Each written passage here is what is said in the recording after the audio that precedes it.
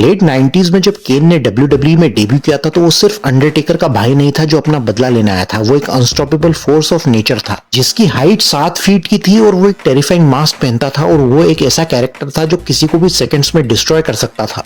केन के पास सब कुछ था, पावर, ऑरा और पॉपुलैरिटी, लेकिन इतना लेजेंडरी कैरेक्टर होने के बाद भी WWE ने केन को कभी भी टॉप परमानेंट चैंपियन ट्रीटमेंट नहीं दिया। तो आखिर सवाल ये है कि WWE ने कभी केन को फुली पुश क्यों नहीं दिया? और वीडियो को एंड तक देखना, तभी आपको पता चल पाएगा कि क्यों WWE ने केन को अंडरटेकर, स्टीव ऑस्टिन, रॉक जैसी पोजीशन नहीं दी। जब ग्लेन जेकब्स को बहुत सारी खराब गिमिक्स के बाद केन का कैरेक्टर मिला था तो ये उनके और साथ में WWE स्टोरी लाइन्स के लिए गोल्ड साबित हुआ था। अंडरटेकर को ऐसा राइवल मिला था जो उसको बराबरी की टक्कर देने लायक था। WWE की रेटिंग्स में ग्रोथ हुई थी और एटीट्यूड एरा ने पूरे प्रोफेशनल रेसलिंग को नए मुकाम पर लाकर खड़ा कर दिया था। केन का इनिशियल मॉन्स्टर रन फ्रेश था पर WWE ने उसे होल्ड करके नहीं रखा था। पर अपने पहले साल में ही केन WWE की मेजर स्टोरीज का पार्ट था और ऑस्टिन को किंग ऑफ द रिंग में हराकर वो चैंपियन बना था। पर अगले ही रॉ के एपिसोड में उसने अपनी चैंपियनशिप को गवा दिया था। अब यहाँ पर WWE को एटलीस्ट केन को 1 महीने तक टाइटल पिक्चर में रखना चाहिए था, क्योंकि WWE स्टीव ऑस्टिन पर ही हेवीली इन्वेस्टेड था और वही मैसिव क्राउड पुलर था। केन को सिर्फ कियोस और डिस्ट्रक्शन के लिए रखा गया था। उस पॉइंट पर केन और टेकर राइवलरी चल रही थी तो स्टोरी लाइन्स के हिसाब से केन को सिर्फ एक फिलर का काम दिया गया था और फिर केन का यहाँ से ट्रांजिशन मिड कार्ड रोल्स और टैग टीम्स में हो गया था। और ये वो टाइम था जब केन एटीट्यूड एरा का एक प्रोमिनेंट फेस बन चुका था। उसका मास्क, कॉस्ट्यूम और उसका प्रेजेंस ही पूरे शो में जान डाल देता था। और केन के एथलेटिक परफॉर्मेंस की बात करी जाए तो वो अपनी हाइट और वेट के हिसाब से काफी फुर्तीला था, जहां पर उसका हर एंट्रेंस और पायरो आइकॉनिक बना। एटीट्यूड एरा के टॉप स्टार्स भले Austin, rock, taker, triple H हो, लेकिन जहां पर केन की बात आती है तो वो फैंस के मन में डर और खौफ पैदा कर देता था। तो केन का इनिशियल मॉन्स्टर रन ऑलरेडी काफी इंपैक्टफुल रहा था और केन एक अनबीटेबल मॉन्स्टर था, जहां पर उसका सिग्नेचर चोक स्लैम टेकर से भी ज्यादा खतरनाक रहता था। पर इतना सुपर पॉपुलर होने के बावजूद भी केन उस एरा के टॉप गाइज से पीछे रहा था और पूरा एटीट्यूड एरा खत्म हो गया था। पर केन को दूसरी बार WWE चैंपियन बनने का मौका नहीं दिया गया। और उसी पीरियड के दौरान टेकर को कई बार टाइटल रन्स मिले थे और जब टेकर अपने मिनिस्ट्री ऑफ डार्कनेस फेज में था तब एक बार केन और टेकर का WWE चैंपियनशिप मैच होना चाहिए था। पर Steve Austin, rock, triple H में WWE ज्यादा इन्वेस्टेड रहता था और उन्हें ही ज्यादा मेन इवेंट सुपरस्टार्स की तरह ट्रीट किया जाता था और केन वहीं पर अपने ज्यादातर मैचेस हार भी जाता था।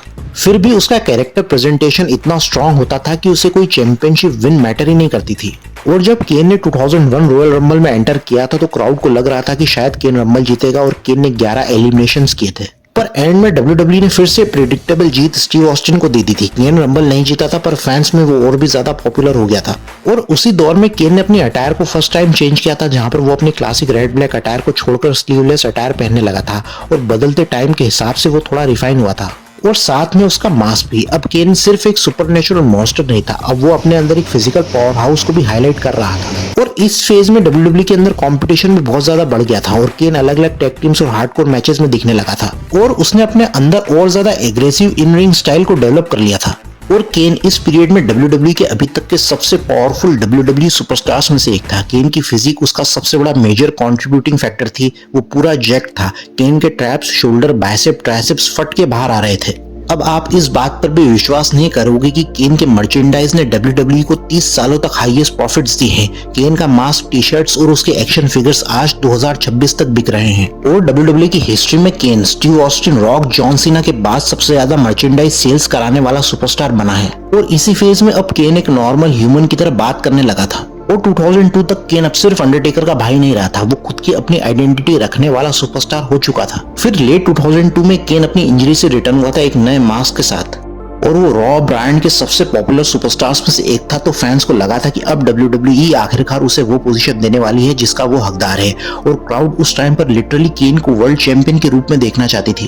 और RVD के साथ पेयरिंग ने केन को और ज्यादा एंटरटेनिंग बना दिया था और वो अपनी तरफ से अच्छे प्रोमोज भी देने लगा था। फिर सडनली ट्रिपल एच भी उस टाइम पर हील हो गया था और यहाँ से ही शुरू हुआ था उसका रेन ऑफ टेरर, जिसने WWE की मेजर स्टोरीज और बुकिंग को अफेक्ट किया था और केन के पुश को भी मेजरली हार्म किया था, क्योंकि कंपनी केन को सिर्फ मॉन्स्टर अट्रैक्शन तक ही लिमिट रखना चाहती थी और वो उसे फेस ऑफ द कंपनी नहीं बनाना चाहती थी। और इतना सुपर पॉपुलर होने के बावजूद भी केन को केटी विक जैसी बेहुदा स्टोरी में डाल दिया गया था। और रॉ की मेजर स्टोरी ट्रिपल एच और शॉन माइकल्स की राइवलरी पर शिफ्ट हो गई थी, जहां पर सर्वाइवर सीरीज के एलिमिनेशन चेंबर में भी माइकल्स को वर्ल्ड चैंपियन बनाया गया था और केन को फिर से साइडलाइन कर दिया गया। और फिर आर्मेगडन पेपर में केन बटिस्टा से, जो बिल्कुल नया नया था, उससे भी हार गया था। 2003 के फर्स्ट हाफ में भी केन आरवीडी के साथ पॉपुलर था और फैंस इस पेयरिंग को बहुत ज्यादा पसंद भी कर रहे थे, लेकिन प्रॉब्लम यहाँ केन की बुकिंग के साथ थी। WWE अभी भी उसे सीरियसली बुक नहीं कर पा रहा था और फिर एक ऐसा डिसीजन लिया गया था जिससे केन के कैरेक्टर में एक नया चैप्टर ऐड होने वाला था। अब उसे अनमास्क किया जाएगा और दुनिया को दिखाया जाएगा कि मॉन्स्टर मास्क के पीछे कैसा दिखता है और उसके अंदर की आग कितनी ज्यादा भयानक है। अब इसके पीछे पर्सनल रीजन ये भी था कि केन 7 सालों तक मास्क के अंदर परफॉर्म करते रहे थे और उन्हें बहुत ज्यादा ब्रीदिंग डिफिकल्टी होने लगी थी। ये बात केन ने विंस से कही थी, पर अपने कैरेक्टर को और ज्यादा डार्क तरीके से एलिवेट करने के लिए केन ने विंस को राजी कर लिया था और यहीं से ही केन को फिर से वर्ल्ड टाइटल पिक्चर में डाला गया था और ट्रिपल एच यहाँ पर भी विलन बना, स्टोरी लाइन में भी और बैक स्टेज भी। और वही केन का मास्क उतारेगा और उसकी आइडेंटिटी का पर्दाफाश करेगा। केन ट्रिपल एच से हार जाता है और अपनी आइडेंटिटी को दुनिया के सामने रिवील कर देता है। नो सिंपैथी, नो ह्यूमिलिटी, सिर्फ डिस्ट्रक्शन। केन मास्क को उतारने के बाद अब प्योर डीमन बन चुका था, पर WWE ने उसे हील बना दिया जो अपना बदला लेने के बजाय बुराई और तबाही के रास्ते पर चल पड़ता है। WWE ने एक और सीरियस प्लॉट केन के साथ मिस कर दिया था, पर केन ने आरवीडी और शेन मैकमैन के साथ राइवलरी शानदार दी थी और देखकर ऐसा लग रहा था कि कोई मूवी चल रही है। कार क्रैश, आग के क्रेजी स्टंट्स, टेस्टिकल्स को शॉक देना, बहुत ज्यादा मजा आया ये सब देखकर। फैंस को फाइनली लगा था कि वायलेंट केन अब वापस आ गया है। और सर्वाइवर सीरीज में भी केन ने अपने भाई टेकर के मैच में इंटरफेयर किया और उसे दफना दिया, जिसका कोई लेना देना नहीं था। टेकर टीवी से गायब हो गया था, पर रेसलमेनिया 20 पर दोनों भाइयों का दूसरी बार मुकाबला होता है, पर मैच थोड़ा सा फीका साबित हो गया था क्योंकि पूरा मैच अंडरटेकर के डेडमैन वाले अवतार की रिटर्न पर था और केन को सिर्फ एक फिलर का काम दिया गया था। और उसी साल केन को फिर से कंफ्यूजिंग बुकिंग दे दी थी। लीटा के साथ लव स्टोरी, किडनैपिंग, मिसकरेज और केन स्निट्स्की की राइवलरी। हालांकि ये सब कोई इतना खास नहीं था, पर फिर भी एंटरटेनिंग था। केन को जो भी स्टोरी लाइन्स दी जाती थी वो उसे 100% डेडिकेशन के साथ करता गया था। इसी फेज में WWE ने John Cena, Edge, Randy Orton, Batista और JBL को मेन इवेंट लेवल पूछ दिया था और अंडरटेकर को भी, जो मेजर क्राउड पुलर थे।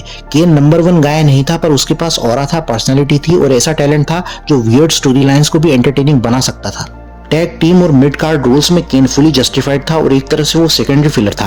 मे 19 केन वर्सेस केन जैसी बेकार स्टोरीज को भी उसने अपनी तरफ से एंटरटेनिंग बनाने की कोशिश करी थी। अंडरटेकर और केन बहुत सारी टैग टीम मैचेस में यूनाइट भी हुए थे। फिर ECW में भी केन ने अपना दबदबा कायम रखा था और ECW चैंपियन भी बना। और लेट 2000s के टाइम पर केन की बुकिंग सिर्फ मिड कार्ड रोल्स तक ही लिमिटेड थी, जहां पर वो नए स्टार्स को एलिवेट करता था और टैग टीम्स में सपोर्टिंग फिलर था। और रे मिस्टीरियो और CM पंक के साथ उसने एंटरटेनिंग मैचेस दिए थे। तो बेसिकली यहाँ पर केन WWE का अब एक ट्रस्टेड कंपनी मैन बन गया था।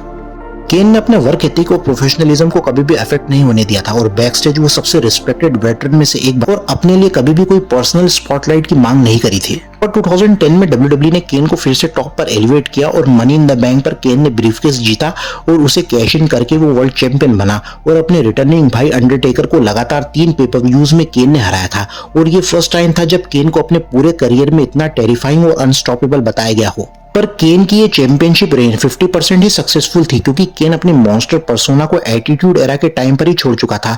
उसका मास्क और उसका मिस्टीरियस नेचर उस टाइम पर ज्यादा कामयाब होता। खैर, केन ने अपना टाइटल एज के खिलाफ लूज किया और फिर से WWE ने केन को मिड कार्ड रोल्स में डाल दिया था।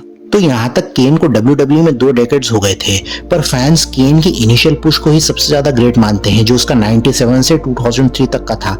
वही उसकी रियल प्राइम थी। उसके बाद के सालों में केन ने सिर्फ WWE में एक सपोर्टिंग फिलर का काम किया था। 2011 में केन मार्क हेनरी से इंजर्ड हो जाता है और 5 महीनों के बाद केन रिटर्न होता है। मॉन्स्टर फिर से अनलीश हुआ, लेजेंडरी मास्क वापस आ गया था और साथ में रेड और ब्लैक अटायर भी। और WWE ने उसे फिर से विलन बना दिया, पर एक चीज मिसिंग थी। वो अनस्टॉपेबल मॉन्स्टर की एज अब 45 साल की हो गई थी, स्पीड कम हो चुकी थी, मोबिलिटी रिस्ट्रिक्टेड हो गई थी। मास्क वापस आ गया था, पर वो वक्त वापस नहीं आ सकता था। और उसे जॉन सीना के साथ राइवलरी भी दी गई थी, पर एज यूजुअल केन सिर्फ लूजिंग एफर्ट में ही बुक हुआ था। केन अब सिर्फ एक डिस्ट्रक्शन का सिंबल नहीं रहा था, अब वो बदलते वक्त के साथ अपने आप को कॉम्प्रोमाइज कर रहा था। 2012 में डेनियल ब्रायन और केन की टीम हेल नो एक अजीब पेयरिंग थी, जहां पर awkward comedy, anger management sessions, 2 अलग पर्सनालिटी एक टीम में, जो फैंस से कनेक्ट हुए और लिटरली फैंस ने उनके लिए चीयर किया था और उनकी टीम सुपर फैन फेवरेट के तौर पर छा गई थी। और फिर 2014 से 16-18 के टाइम पर केन ने नए मॉन्स्टर्स को एलिवेट किया था, जैसे रायबैक, ब्रे वायत और ब्रॉन स्ट्रोमैन। ये जॉबिंग नहीं थी, ये पासिंग द टॉर्च था। WWE को जब भी नए मॉन्स्टर्स की क्रेडिबिलिटी को प्रूव करना होता था तो उसे केन के सामने खड़ा कर दिया जाता था। केन भले ही उनसे रिंग में हारता था, पर बैक स्टेज नए रेसलर्स केन की आंख में आंख डालने से भी डरते थे। और उसी दौरान केन ने अपना सुपरनेचुरल प्रेजेंस और डोमिनेंस खो दिया था। पर लेजेंड उसके अंदर था। WWE का प्लेटफॉर्म शिफ्ट होता रहा था, जहां पर केन कभी कोऑपरेटिव अथॉरिटी फिगर बना, कभी साइलेंट डिस्ट्रॉयर, कभी मास्क डीमन, जहां पर मास्क पहना गया, मास्क उतारा गया और दोबारा पहना गया। पर केन कभी भी कंप्लीटली खत्म नहीं हुआ था। WWE बदलती रही, एरा बदले, कैरेक्टर आए और चले गए, लेकिन केन अडॉप्ट करता रहा। फैंस कहेंगे कि ओरिजिनल केन सबसे डरावना था, वहीं 2003 का अनमास्क्ड केन सबसे वायलेंट था, और शायद 2012 का टीम हेल नो वाला केन सबसे ज्यादा एंटरटेनिंग था। पर असली सच ये है कि केन सिर्फ एक मॉन्स्टर था जो बदलते एरा के साथ सर्वाइव कर गया था।